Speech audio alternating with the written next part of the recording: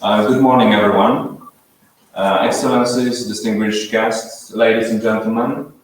It is an immense pleasure for me to welcome you at the webinar Energy Transition and Security, the position of V4 Group, and on European Green Deal. The webinar has been organized by the Embassy of Poland in Rome in cooperation with Diplomacy Festival and V4 partners and friends. Embassy of Hungary, Embassy of Slovak Republic, and Embassy of Czech Republic. I would also like to take this opportunity to convey the warmest greetings on behalf of Ambassador Anna-Maria Anders, who due to health reasons cannot be together with us. We are happy to physically host at the Polish Embassy Giorgio Bartolomucci, General Secretary of the Diplomacy Festival, Luca Tabasso, a journalist, Quotidiano Energia, who will moderate the webinar, His Excellency Adam Kovács, Ambassador of Hungary, His Excellency Jan Sot, Ambassador of Slovak Republic, Milan Tus, Consular of the Embassy of Czech Republic, and other colleagues from V4 embassies. I am glad that despite the current epidemic situation and overwhelming sense of uncertainty, we can hold this online event together with the representatives of all V4 countries, as well as with our Italian friends. Of course, we would love to host you all here at the Polish Embassy, but this is a demanding moment, so we must firmly state safety first. I hope that the experience of cooperation in such challenging times cements even more the bonds between V4 countries, as well as V4 relations with the Italian partners. This is what I wish for all of us in the light of the ongoing Polish presidency of the V4 Group. The V4 Group, whose history can be traced back to Visegrad Congress in 1335, attended by the rulers of Hungary, Bohemia and Poland, who met to settle long-standing controversies and intensify cooperation between their kingdoms, was established on 15 February 1991 to facilitate eliminating remnants of the communist times and overcoming historic animosities between Central European states, as well as to promote their accession to the EU and NATO. Successful cooperation, however, did not cease upon completion of initial goals, and next year we will celebrate 30th anniversary of V4. Nowadays, the group collaboration covers such a diverse range of fields as culture, science, education, tourism, transportation, internal security, defense, energy, and environment. At the same time, the V4 is vitally interested in deepening ties inter alia with the countries of Western Balkans and the Eastern Partnership. The V4 format is, however, by no means meant to be an alternative to the EU integration. It is a not institutionalized platform of dialogue and cooperation. This similarity of historical experiences and socio-economic proximity foster facing together common challenges such as the complex issue of the energy transition. I am delighted that today's webinar paves the way for the eminent experts from each V4 state to present to our Italian friends their country's perspective, their hopes and concerns. Effective dialogue is not about avoiding difficult topics, and mutual comprehension is the first step to compromise and cooperation. I truly wish today's webinar gives us important food for thought. Thank you.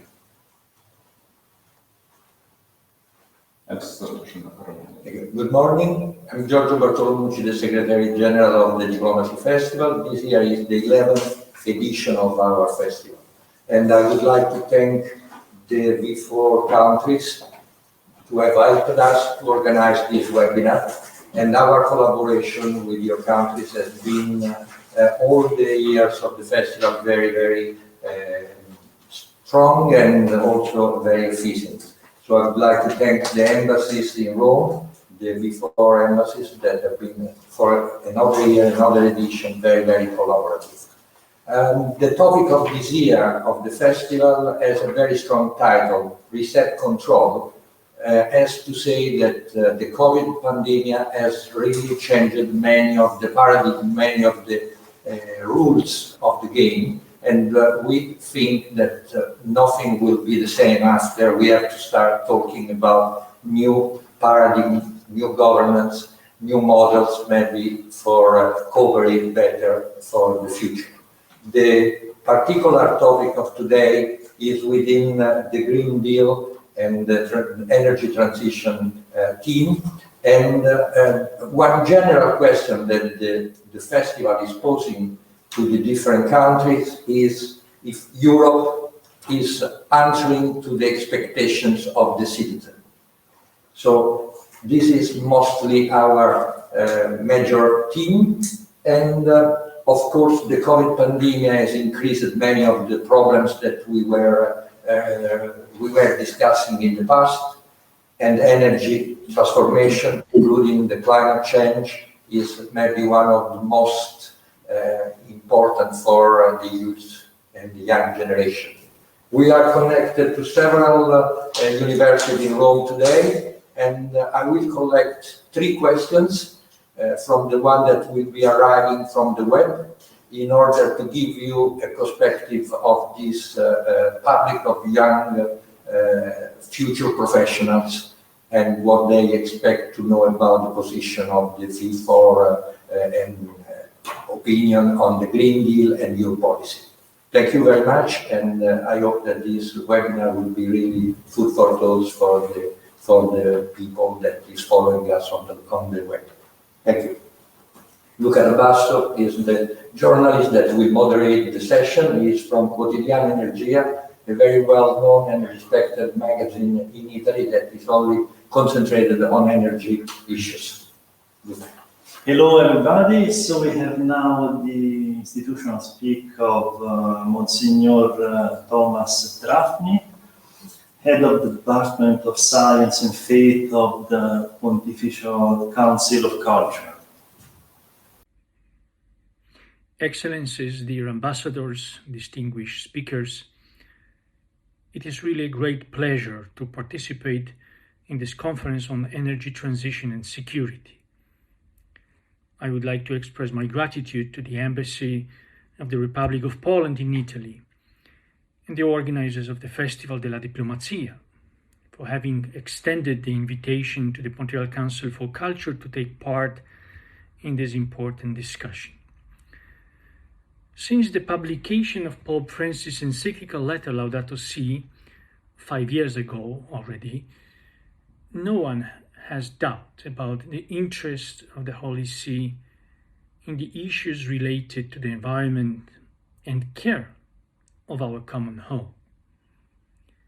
The attention that the Holy See pays to ecological issues includes concern about climate change and the impact of human activities on the environment, and so the problem of greenhouse gases and energy sources that we use widely. And almost at the very beginning of the encyclical letter, Pope Francis stated there is an urgent need to develop policies so that in the next few years the emission of carbon dioxide and other highly polluting gases can be drastically reduced. For example, substituting for fossil fuels and developing sources of renewable energy.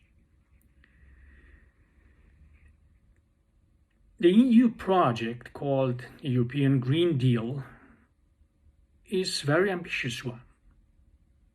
It aims to make the climate neutral by the year 2050. And certainly, it is an idea that responds to the sensitivities and needs of today's world. And when we read the document developed by the European Commission that describe the aims and the ideas behind this project, we truly can feel satisfied with the declarations and commitments. Among many statements underlined by the EU document, especially those evidencing a number of environmental challenges that require strong commitment.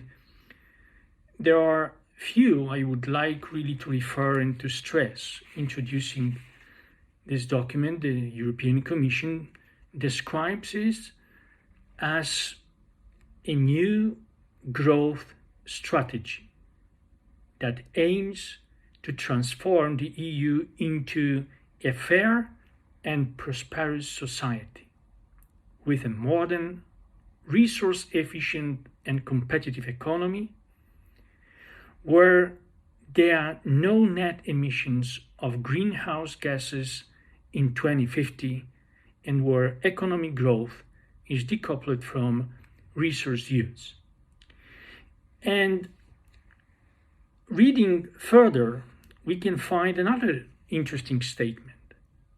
It also aims to protect, conserve, and enhance the EU's natural capital and protect the health and well-being of citizens from environment-related risks and impacts.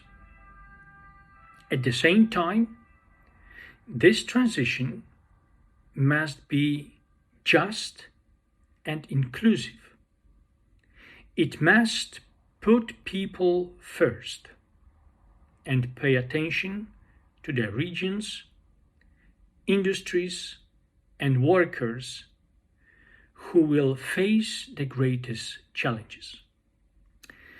Now, there are several areas that require close attention. We have no time really to explore, and this is not the reason of my intervention. But some categories are particularly important.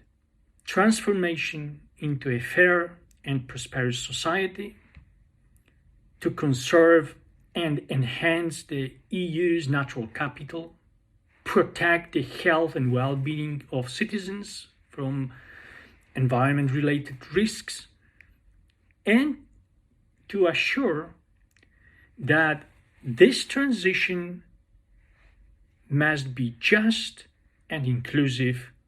It must put people first. So, very beautiful statement. And it's obvious for all of us that nobody wants to live in a polluted and damaged environment. We all want to live on a clean and safe planet which was before us and will be after us. Moreover, nobody wants to see his or her own children or grandchildren suffer from environment-related diseases or to live in devastated surroundings. So this, I think, is clear, and we all agree about that. And to some extent, this should really push us into a new direction where the societal and cultural parameters will change.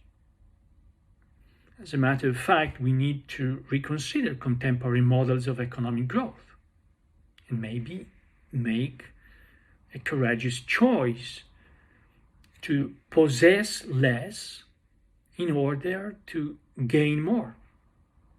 More in terms of better health, more in terms of happiness, more in terms of better, more satisfying life. So personally, I have no doubt that the topic of today's discussion, energy transition and security, is a particularly sensitive one. We all know that energy in every society represents one of the most important fields of strategic interest and importance, and representatives of governments know it very well.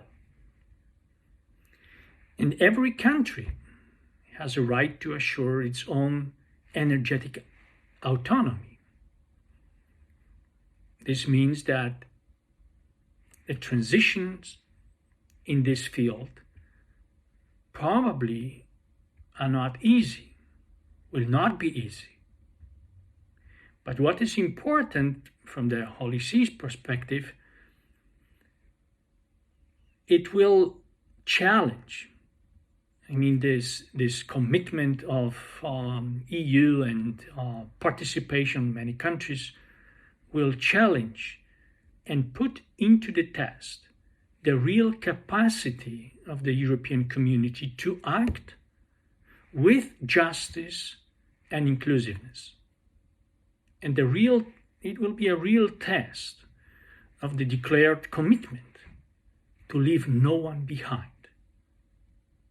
And from that perspective, it is really important to think about that and to consider a lot of elements that will play a crucial role in making choices and developing policies for the future. Pope Francis shows a lot of optimism in his encyclical letter when he expresses his belief that men and women are still capable of intervening positively to protect and preserve the beauty of our planet and to secure a better home for generations to come. And this should, to some extent, indicate and lead our commitment. So, expressing again my appreciation for the invitation, I would like to congratulate the organizers for the choice of the topic, and I look forward to following the discussions. Thank you very much. Thank you very much, Monsignor Trafny. So I agree, it will be very interesting to hear the position of the 4 countries of the Visegrad group about the Green Deal and the energy transition. But first, I would like to say shortly how we got here. We now have the so-called 2020 target. That means 20% reduction of CO2 emission and 20% share of renewables in energy consumption and 20% reduction in energy consumption through efficiency. The European Commission with the Clean Energy Package set the target to 2030. At the beginning, it was 40% reduction of emissions. That means the same percentage of the 2020, the doubling the reduction. After that came the Green Deal. The Green Deal now has set, the Commission has set a 55% reduction. That translates in targets for efficiency and renewable very close to 40%. And so it is a very big challenge. And the European Parliament proposed an even higher target of 60%.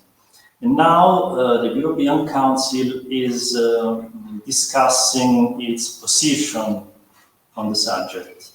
So, what is the position of your 4 countries? I will start with Poland, with the Undersecretary of Minister of Climate, Guibourgé-Czetwertyński. Can you hear me? Thank you. Yes. Can you hear me? Just a question to start. Do you think this is a 55% reduction in emission is a transition or a revolution? Good.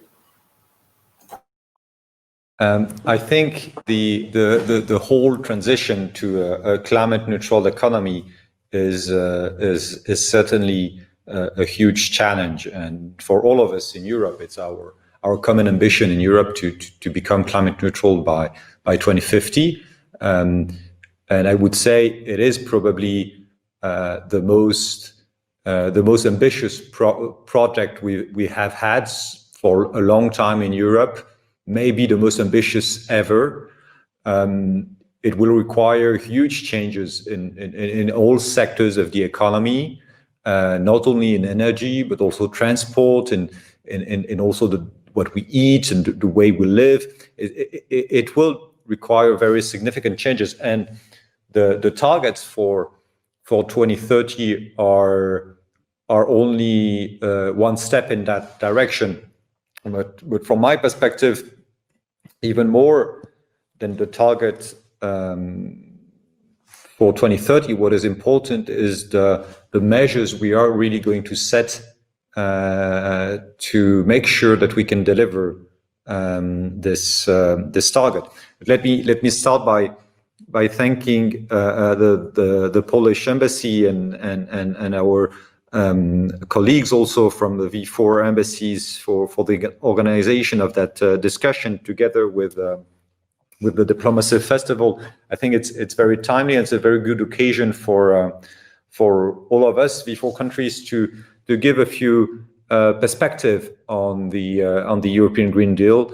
As Monsignore explained earlier, we all have our specificities nationally, and this is, I think, important to understand how we can move together towards climate neutrality. I think in this regard also the encyclical that was written by the Holy Father on talking a lot about the topic of climate change, Laudato Si, what was it now, 4 years ago already, is indeed very inspirational for many of us, and a good indication also of how these subjects are intertwined with also our faith, which is a very strong component, as you all know, also of the Polish culture. Mr.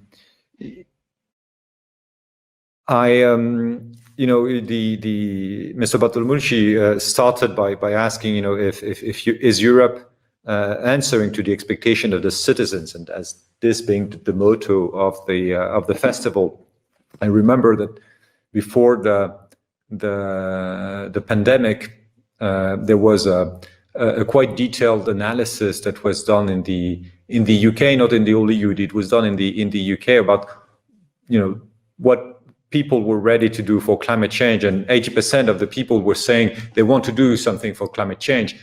And then they tested a number of measures, and none of the measures had the support of more than 50% of the population. But it was also interesting to see that you have very huge differences between for instance, age. And I remember there was a significant number of older citizens that were ready to reduce their amount of traveling that they were doing, and but on the other hand, they were not ready to reduce their consumption of meat. And if you were looking at younger citizens, it was the exact opposite. They were not ready to reduce the amount of traveling they were doing, but they were ready to reduce the amount of meat they were consuming. So I think it is really difficult, obviously, to be answering to all these expectations. And I think that the pandemic obviously has changed a lot, and we took over the presidency of the V4 as Poland in the middle of the pandemic. Our motto is back on track, is to try to get us to work together towards recovery, but also to give a new impetus to regional cooperation on many European Green Deal initiatives, and to make sure that the voice of the V4 countries is heard in Europe. And we deeply believe that we can indeed ensure future climate-friendly development, and also at the same time respecting all the national circumstances and energy security requirements. We think, when we've seen in the past on climate discussions how the cooperation between the V4 is important. We've seen that lastly during the European Council that adopted yesterday evening their conclusions on climate, setting the date for the decision on the 2030 targets for December, and we're glad that the cooperation that we have and that the occasion that we have to present together this strong voice from the region. We see very clearly in the impact assessment that was done by the Commission how much this new targets will be impacting and will be particularly demanding for our region, in particular for countries with lower GDP, for countries with higher emissions, with more industry. That's exactly the case of the V4 countries. We feel all the criteria to be the countries that are bearing a significant burden in that transition, and we are discussing at the EU level how to design the tools that will enable us collectively to move in that direction. We also see in this impact assessment clear indications of the impact of these policies, for instance, on energy prices, and it's also something as Poland that we are looking at very carefully, how to make sure that this transition is a just one and is not creating an extra burden for the poorest and most vulnerable of our citizens. The Commission estimates that the current target would increase energy prices by 20% by 2030, and that the higher target of 55%, which they are proposing, would push up that increase even as high as 28%. And so we think it will be very crucial also to be answering to the expectations of citizens, to ensure social acceptance of these policies, to design instruments that will address the risk of an increased energy poverty. There are many other elements that we will need to agree on at European level to move towards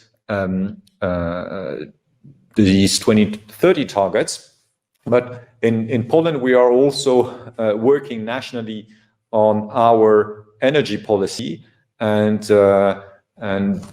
this giving this new impulse to the transformation of our energy system. We are at this critical juncture in our history where we have to take strategic investment decisions for the future of our energy system, because of the age of the energy system that we have inherited from the past decades, and we want to build a new energy system of the same size as the current one that would be fully zero emission by 2040, and that would give us, even by 2030, 1/3 of our electricity coming from renewable energy sources alone.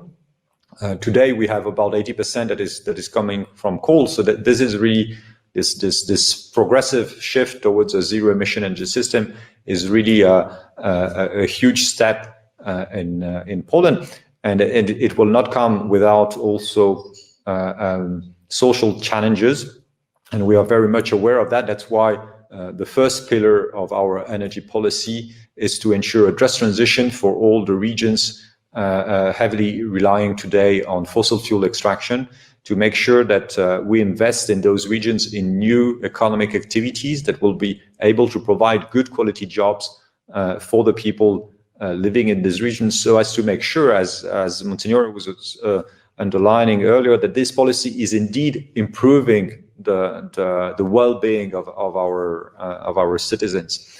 And the third pillar also of our energy policy is to improve radically air quality with measures from transport to insulation of buildings and changing old coal-fired stoves to more climate-friendly solutions.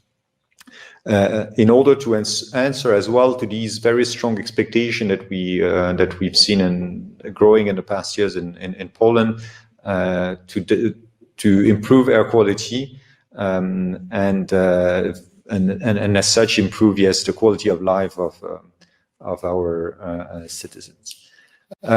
So this is very, very quickly to give you just a quick overview of our plans also at national level in terms of energy transformation.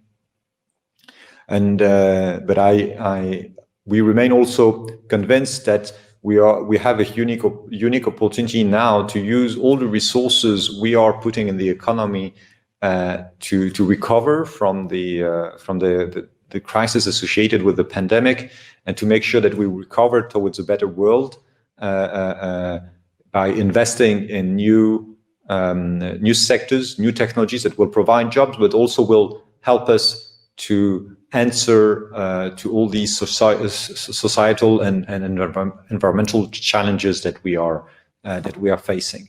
We're very glad to discuss further with you, and thank you very much for your attention. Okay, thank you. Just a small question, Undersecretary. You said that you want to reach 30% of renewables to 2030. What about the rest? Because you have to phase out coal sooner or later, and maybe you want to build also a nuclear plant. How do you think to manage to keep the 100% of energy reducing coal? Indeed, it's a very good question. I was very quick on the outline of our energy policy, but our reasoning is we want to make sure that we have the ability to provide a stable and affordable energy to our society, to our economy, but also to answer to deliver the commitments we have undertaken as Poland under the Paris Agreement.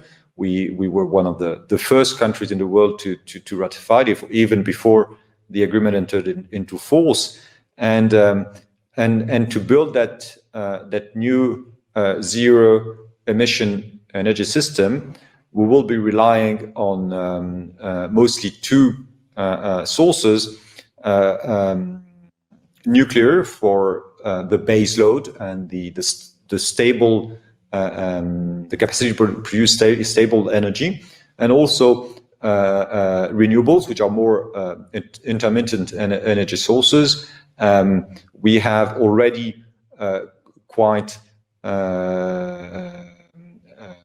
a number of, especially in onshore wind, but we are working on a new scheme to support the development of offshore wind, with the ambition to have almost 6 gigawatts of offshore wind by 2030 and about 8 to 11 gigawatts of offshore by 2040.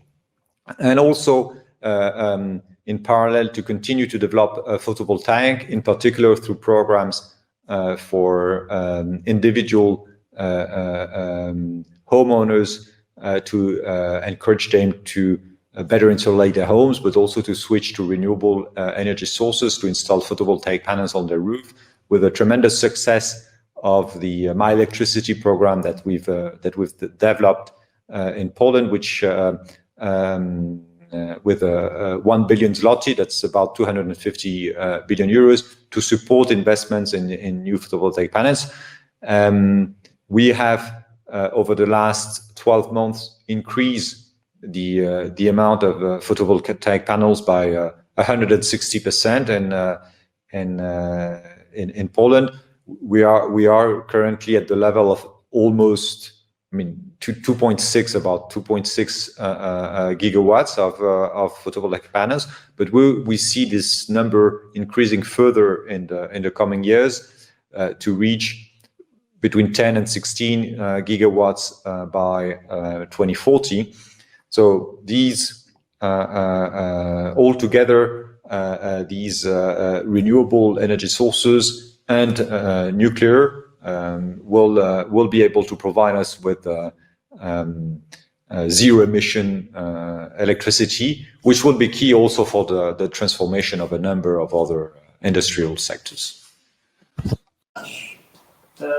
Now, the ambassador at large for energy security of the Minister of Foreign Affairs of Hungary, Sagvari.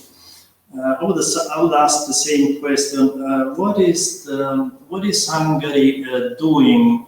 What is the position about the Green Deal? And what is Hungary doing to decarbonize its economy and its energy sector? Hello, everyone. Thank you very much for inviting me for this event, and also let me thank especially for the Polish V4 presidency for organizing this. So Hungary has very clear climate goals, and we are on the way to achieve them. Currently, we are at minus 33% of CO2 emission compared to the 90 level, which is the 8th best of among the EU countries. Of course, we are supporting the 2050 net climate targets.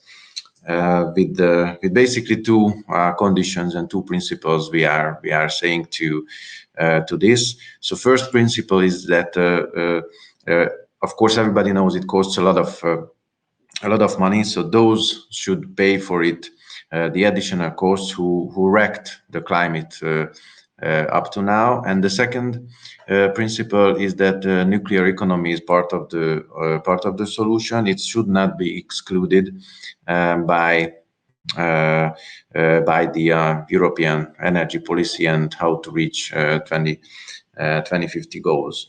You asked about the 2030 targets as well, and the new ambitions of Commission to reach 55%, so to level up the ambition. So we say that we are not against it by principle. You asked that whether it's evolutionary or revolutionary. It's hard to say, and it depends on which country. For which country it's evolutionary and for which country it's revolutionary. It's clear that it's hard for all of us.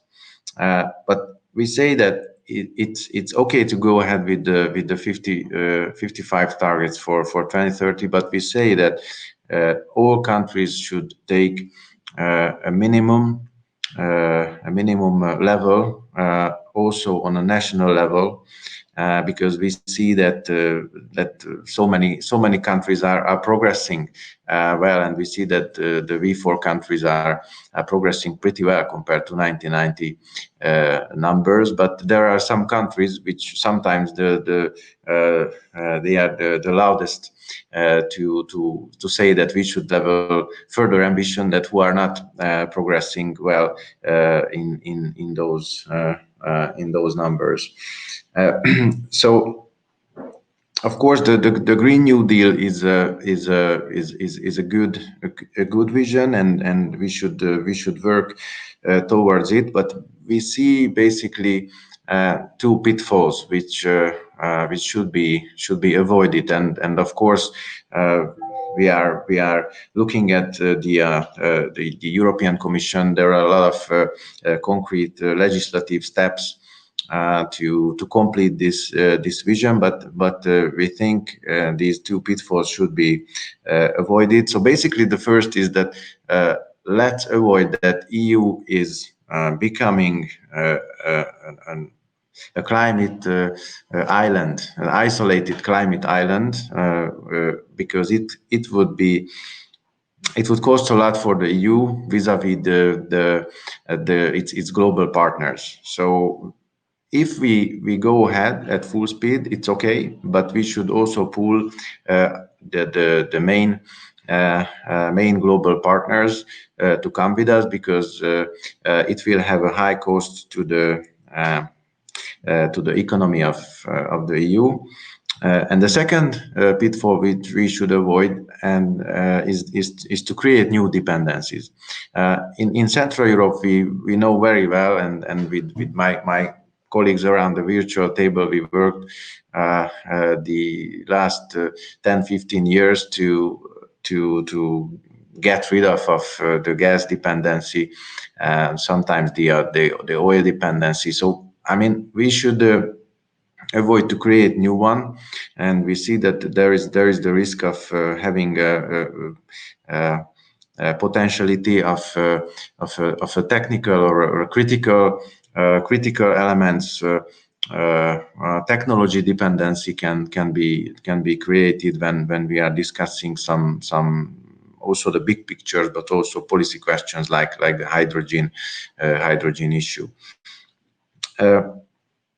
So what we are doing and what we are planning to do concretely when it comes to our energy policy, we see basically pretty much clearly for the way towards 2030 what we are going to do. The first is that there is a political decision in Hungary that the coal has to go before 2030. Of course, we are in a bit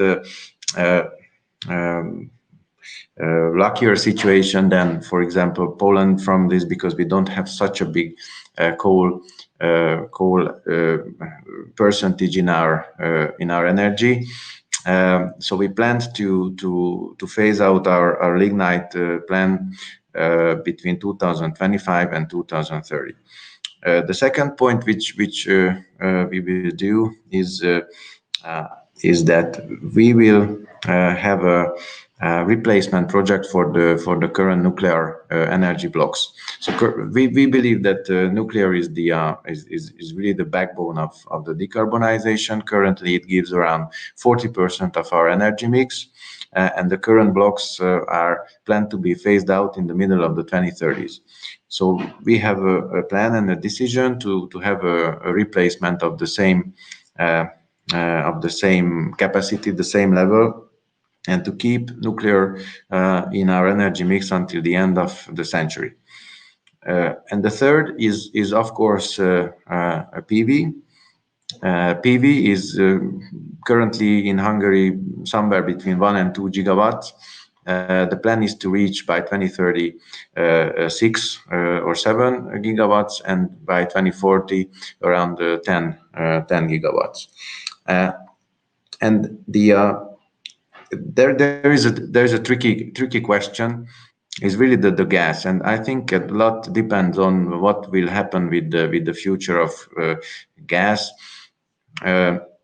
As I said, we worked a lot to create infrastructures, and now we have a pretty much a good gas market from in this region. And we invested a lot in it. It would be really a pity to drop it out in the window.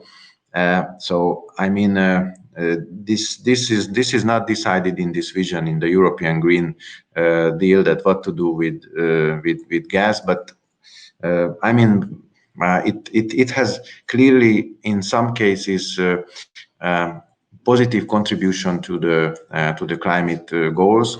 The first example, if you want to change coal to gas, then it's clearly climate efficient. The second example is that if you use it in mobility for conventional fuels, there are some applications when it's really complementing the electricity mobility, the gas mobility. Poland is a good example. In using CNG and LNG for some parts of the mobility sectors. So basically, these are the policy thinking. We are, of course, we have a clear picture for the energy for 2030. We have a bit less clear picture what will happen between 2030 and 2050.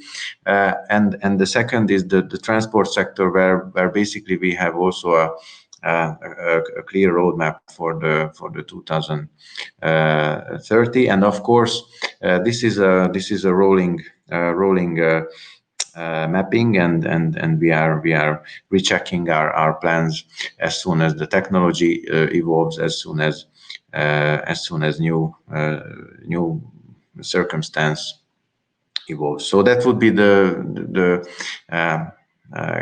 quick and brief introduction from me to lay out our plans and how we see the future of the decarbonization from Hungary. Ambassador, are you asking the EU for support to nuclear and gas? So sorry, the question was, are we asking for? Are you asking the EU for support, financial or regulatory support to nuclear or gas? Yes, basically, we think that gas has a future in mobility that's very clear, and also we cannot get rid of gas because it's complementing the renewables. You know, the renewables are hard to estimate exactly that how they will create electricity, and everybody around the energy sector is looking for the holy grail, the energy storage, but it's still not coming. So until then, it's clear that the gas-fired power plants can make the balancing in complementing the renewables, and this problem is even or this question is even more burning as we are implementing more and more renewables in our region, because it creates new balancing needs, and gas is the so-called bridging fuel, but in our understanding it means that. Okay, thank you very much. So let's see the floor to Juraj Siváček, Ambassador at Large for Energy Security of the Ministry of Foreign Affairs of the Slovak Republic. The question is always the same. What is the Slovak Republic think about the Green Deal, and what does it want to do for decarbonization? Thank you very much. Can you hear me?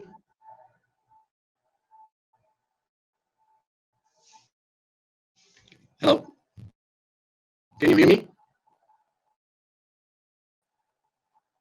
Okay.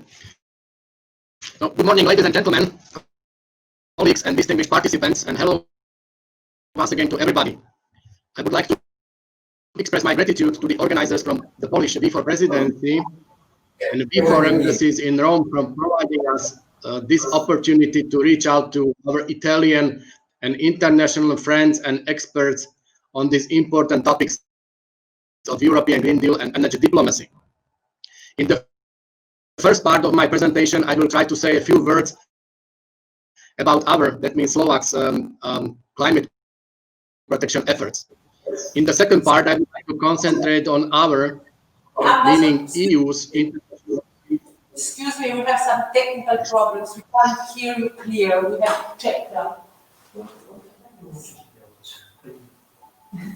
Switch off the video, please. Please try to switch the video, because we shall see if it works without the video.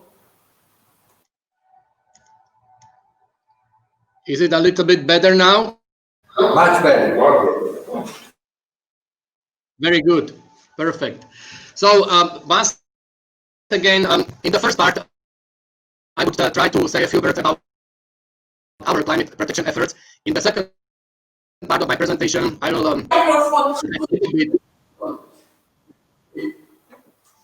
Ambassador, maybe the distance from microphone should be different. May you try slowly, speak slower, and a little bit farther from microphone? How about now? Can you hear me well? Yes. Yes. Okay. Very good. So in the first part, I will try to concentrate on Slovak's position on climate protection efforts. And in the second part, if you allow me, I would like to concentrate a little bit on the EU's international efforts.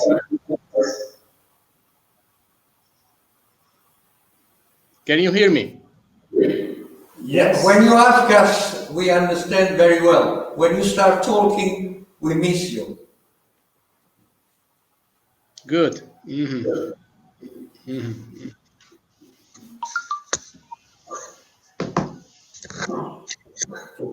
Good. Good. How about now?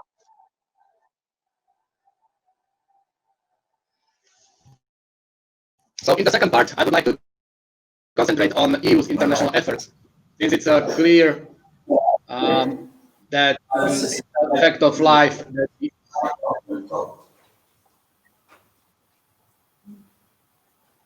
Very strange, Ambassador. When you ask us, it's perfect. When you start talking, the line gets all ununderstandable. Good.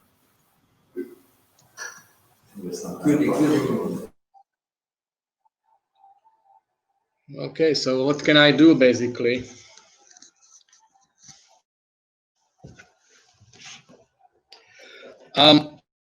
Let me propose this. Let's try to reconnect again. I will try to switch to my mobile phone. Maybe it will go better. Okay? Now it is good. Now we can hear you very well. Can you hear me well? Yes. Good. So can I continue basically, right?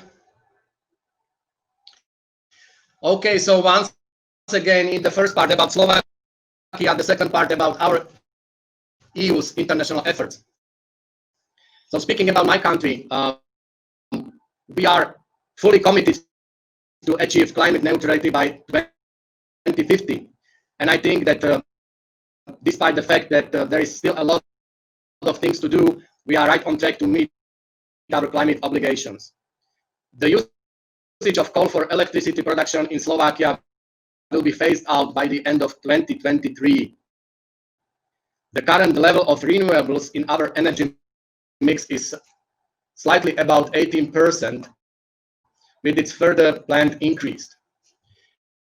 To get stable, uninterruptible, and price competitive electricity, we further plan to rely on use of low carbon production.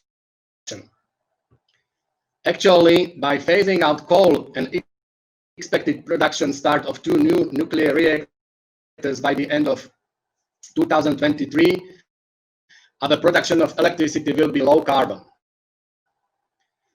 Now, as to the latest European Commission's proposal to reduce greenhouse gas emissions in the EU by at least 55% by 2030. We think it's timely, but at the same time ambitious. As certain countries, if we like it or not, would need more institutional support for reaching this goal. The discussion at the expert and political level on this topic in Slovakia is still ongoing. Our general approach to this question is that Slovakia, as a country with developed industrial production capacities, is in favor of maintaining the right balance between increasing climate ambitions and developing the competitiveness of industry. At the same time, we are ambitious on this target. For instance, Slovakia national 2030 target for greenhouse gas emissions in sectors not covered by the EU emissions trading system is minus 20% compared to 2005, which is a huge reduction target. Can you hear me? Yes, now we can, yes. Okay. So now let me shortly concentrate on international dimensions of our, meaning EU's climate efforts. In few ways, decarbonization is a long-term process. The international context will be crucial for reducing emissions and achieving carbon neutrality. EU must set a credible example for global partners in fight against climate change. While trying to bring all to take their share of responsibility, we think that the EU should act by force of its example and leadership, seeking partnership and avoiding unnecessary force gestures or words. We think that the EU should approach foreign partners in promoting the Green Deal individually. Through the dialogue with foreign partners, should learn what will be the long-term regulatory framework within the EU and what will be the conditions of the trade with the EU. Because of the different natural conditions, the freedom of choosing the optimal energy mix should be encouraged. Lastly, leaning heavily on international law order, the EU should act hand in hand with international organizations, especially the UN. The failure of the UN Climate Change Conference in Madrid in 2019 has shown the importance of international cooperation and climate partnerships. We highly appreciate the EU Commission's current activities in creating the EU climate partnerships with the countries of the Western Balkans and the support the establishment of similar partnerships with the countries in the Eastern Partnership, the Southern Neighborhood, and other parts of the world. We are ready to support the EU's cooperations with global partners in the fight against climate change as well, and the implementation of the European Green Agreement, with the aim of achieving a more successful results at next year's climate conference in Glasgow. So let me stop at this, and I look forward to the further discussions. Thank you very much. Thank you very much. So now Václav Bartuška, Ambassador at Large for Energy Security, Ministry of Foreign Affairs of the Czech Republic. What is the Czech Republic doing for the Green Deal? And I would ask a question to everybody, maybe later on you can ask, about the national plan for energy and climate that the European to 2030 that the European Commission just evaluated. And the European Commission was not very happy about the plans of your 4 countries. So what can you do about it? How can you improve your plans? Well, first of all, thank you all for the invitation. I hope you can hear me. I see no shaking heads, okay. So first of all, thanks to the Polish presidency of the V4 for the invitation. I will start by saying nothing surprising, which is that the Czech Republic is behind Green Deal, just like everybody else in the EU.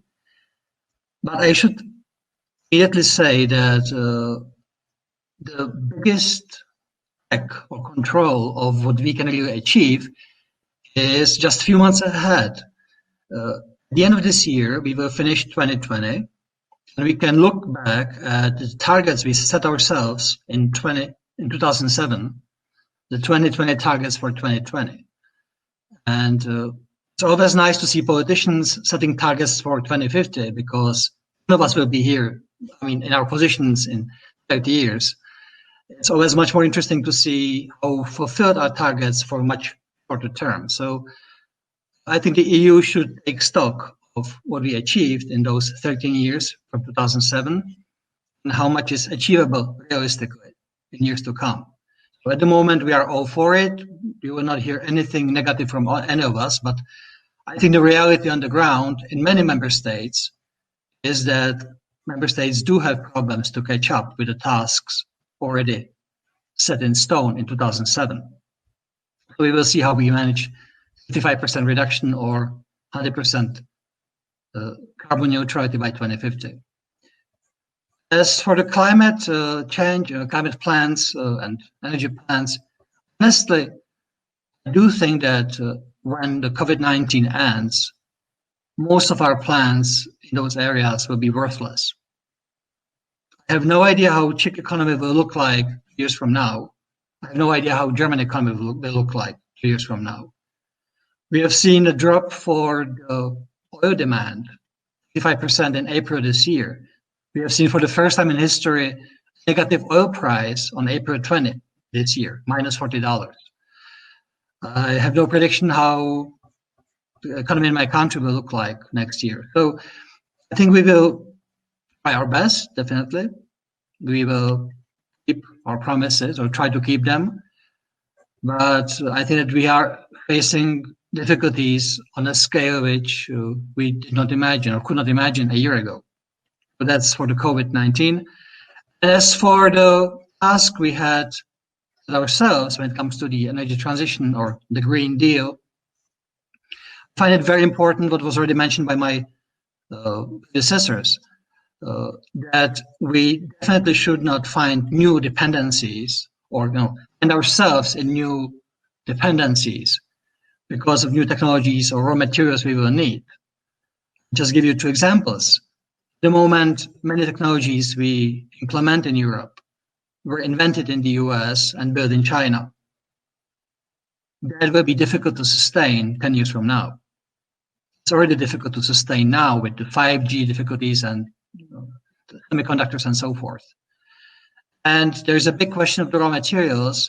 The electrical cars are definitely nice. But if you look at the production of cobalt, which is from 3/4 produced in a single country, Congo, and much of it, roughly 1/3, is produced by child labor, I don't think that the European public will be too happy about it when they find out how really cobalt is produced. Also 2/3 of cobalt are refined in a single country called China. A similar story can be said about the rare earth metals. So I think that we will have to have a very hard look at the technologies we want to implement and the raw materials we need for them. Because we have spent, our countries definitely have spent last 30 years getting rid of dependency on a single supplier. We managed that fairly well. I don't think any of us wants to be in the same trap again with a different country or set of countries. So that would be my first input. Thank you. Thank you. Now I would like to ask Giorgio if there are any questions. Yes, we have received several questions. I'm just choosing 3 of them. And the first one is coming from Antonio from the University of Gorizia. And he's asking that from the different positions, he has a question. Is there a common position in the V4 countries? He hasn't understood that. And the question is for Hungary and Slovakia.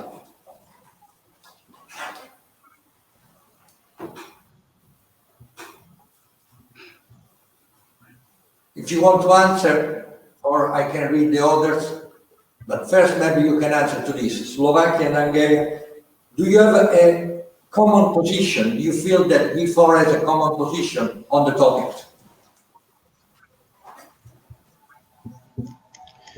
Well, maybe I can start a little bit, and Paul, our Hungarian colleague, can basically say a few words. I think that the position of all V4 countries is very, very similar, although it's not necessarily coordinated or identical, but due to many factors, including the natural resources that are at hand, basically these countries' positions are very, very much similar. Paul?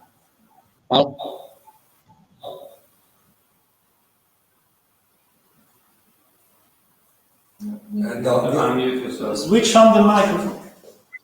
Okay, I should. Yes. So just to complete, Juraj, I agree with that. I see a clear V4 position. when you try to create energy policy of whichever country or EU, then you have to balance between three factors basically. The first is the energy security, the second is sustainability, and the third is affordability. I think we have a common understanding here in V4 that affordability and energy security is very important, and they go first, and then we are looking at sustainability, and this is pretty different from more developed Western European countries who has basically in some example that in Germany and the Netherlands, they pay double or the 3 times more for the energy than in our countries. So it means that we have to look at this whole thing from a different perspective. So I think that's first a common platform at first, and the second is that we believe that all of us. That the main elements are the same. What we believe is that nuclear is important. That without nuclear it costs much more, and it's a proven technology, and that's a backbone of any energy system. And of course, to go ahead with those technologies which are basically based on what we have here. What we have here as natural resources, what we have here as technology knowledge, and first to use on these. And I see that PV is also a common position or a common policy tool, or what we are all looking for, and basically. Our struggles are also the same, and they are pretty much linked to the question of natural gas, which is an unresolved question for all of us. Like I said, so what should be exactly the future of it? So I don't really see big differences. Maybe the rhythm, maybe just the rhythm, that who can do what first or who can do what is the second step. But I see that there is a common understanding in V4, even without having too much events like this, and we didn't have a lot of opportunity to discuss these issues with my colleagues. So that's why I'm grateful for this, and I see that we have basically the same position on these questions. Another question comes from Paolo from the Normale Pisa University.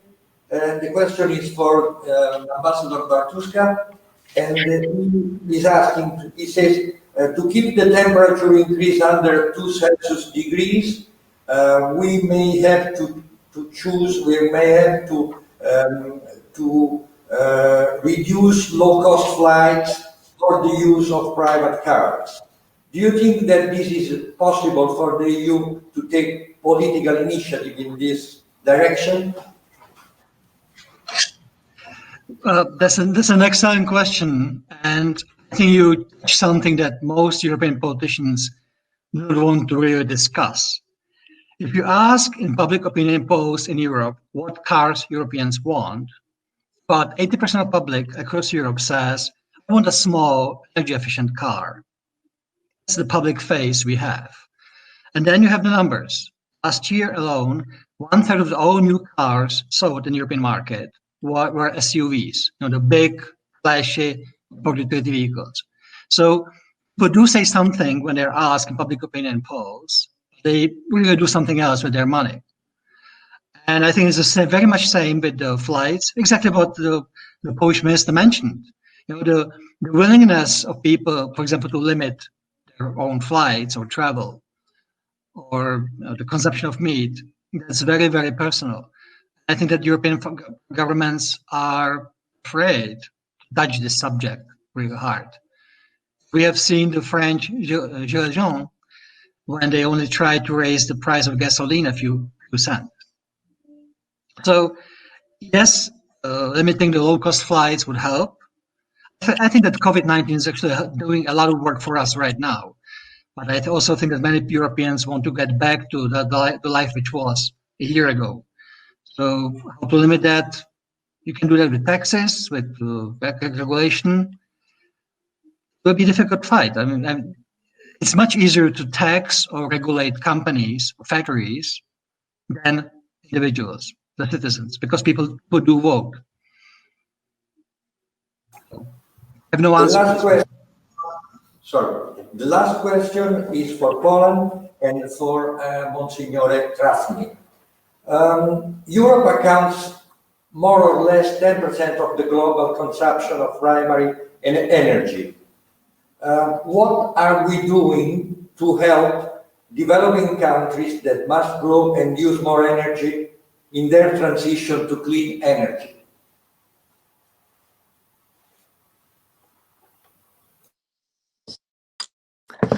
Well, I can say what the Catholic Church is doing in many parts of the world, especially in developing countries, where through Caritas Internationalis, through work of missionaries, are introducing and helping small communities, especially those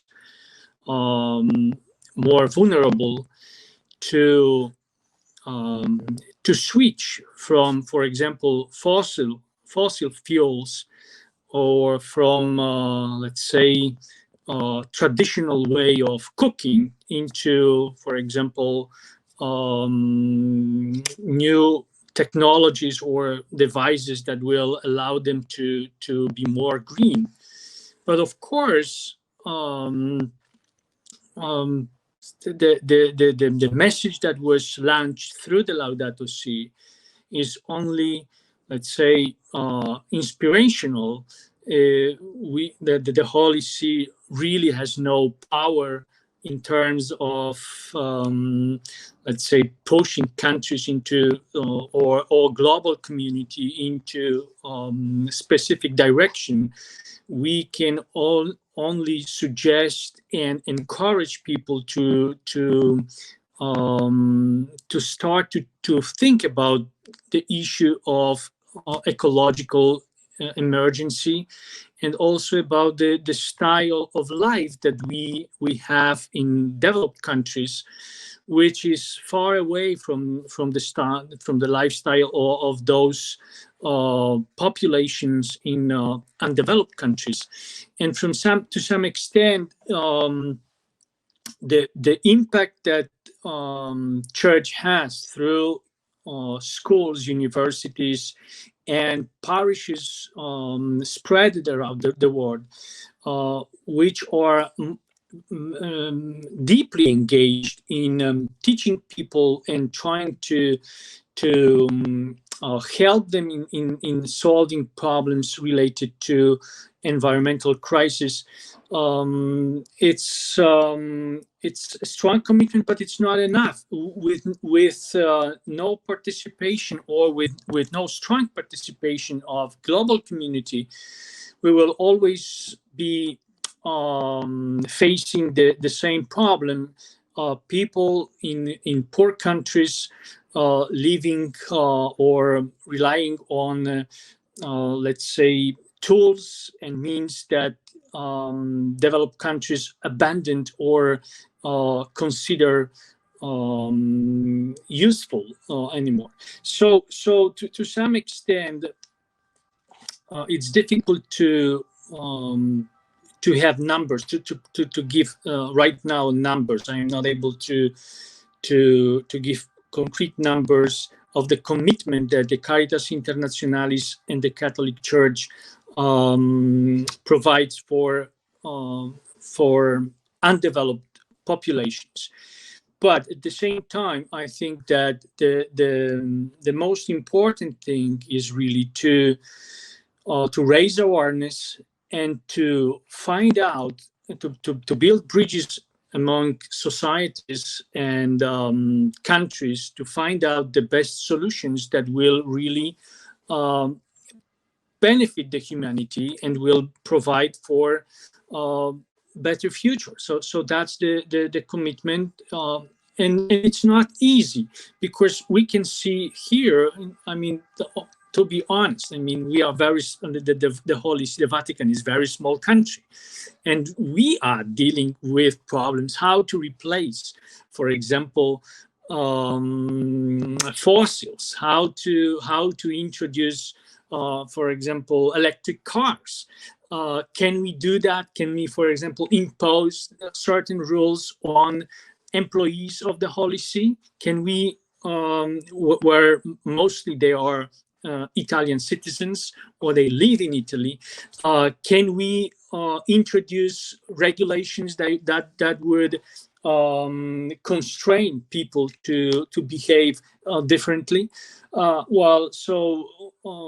our perspective, for sure, educational challenge is the most relevant to help people to develop new habits and to behave differently, starting from the use of water, starting from the use of let's say glass instead of plastic and things. This is not easy, even for such small reality like as the Vatican. So if we are trying to extend this discussion to continents like Africa or, for example, Latin America, these issues are much bigger and distributed on different levels.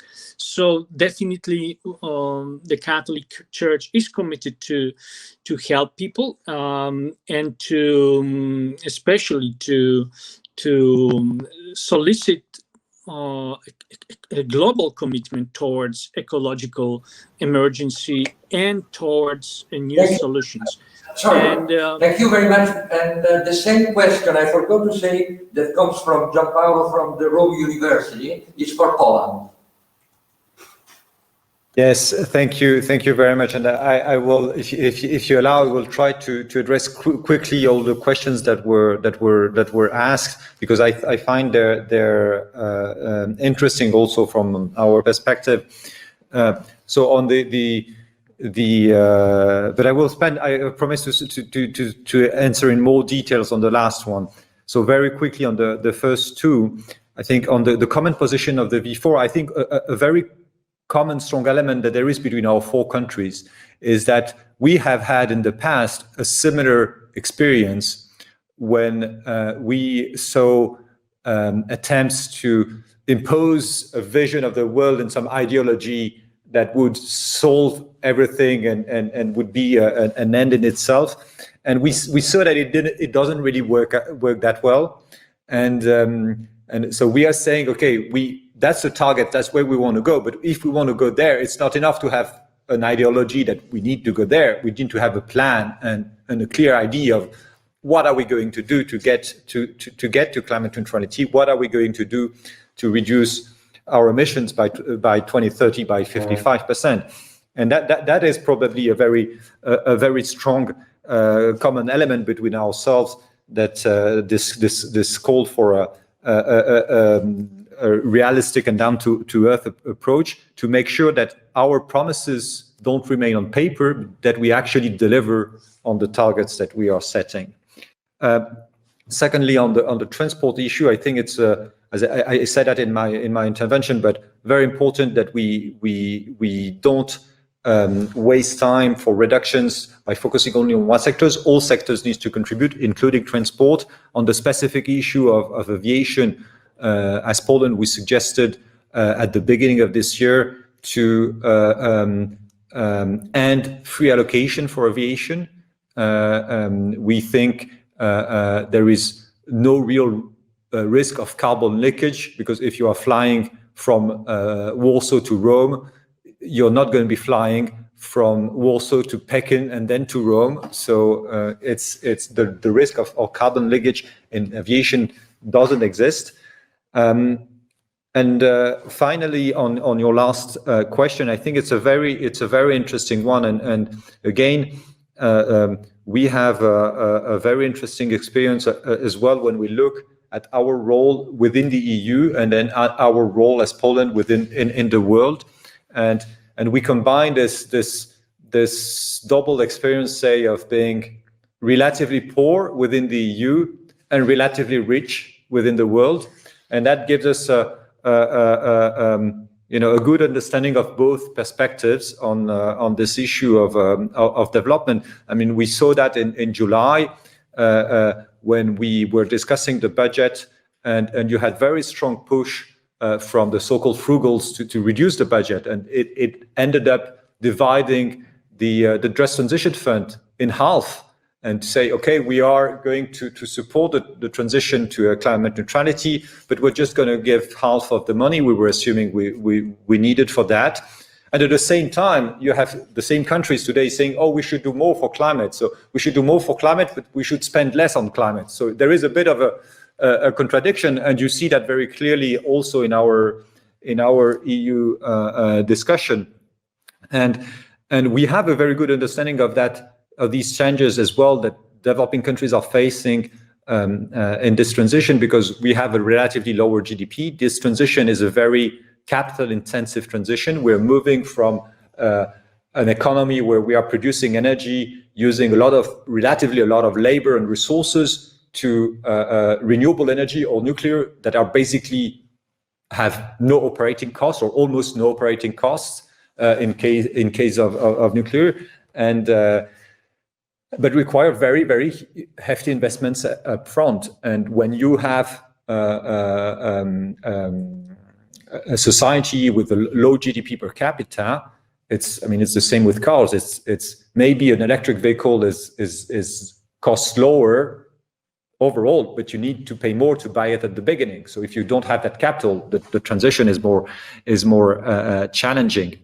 The third thing on this international perspective, also from the perspective of our EU policy, it makes obviously no sense for us to act, as was pointed out in the question, as we account for 10% of global electricity consumption and about the same of emissions.